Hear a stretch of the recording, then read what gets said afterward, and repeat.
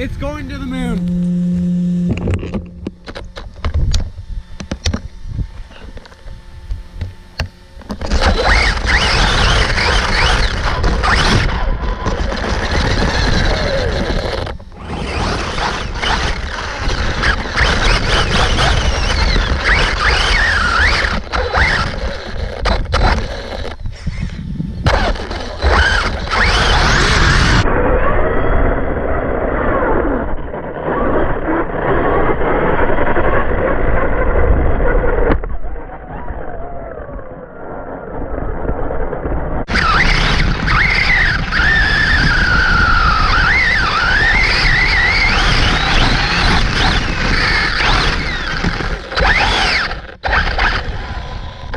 In brutal shape.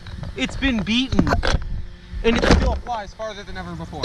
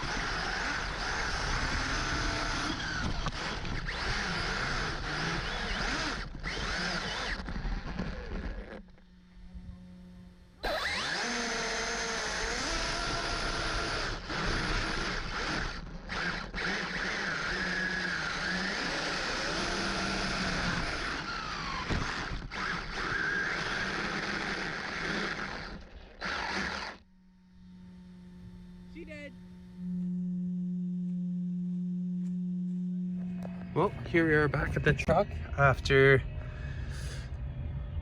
very few jumps, honestly. It was a short run today, but when you're trying to push the limits of these things, that tends to be how it goes. Plus, I mean, this is still a first gen Arrma. Now, there's a few problems I noticed straight from the start. That front drive shaft is 100% warped, and that motor sounds less than great. I'm hoping it just needs a rebuild kit.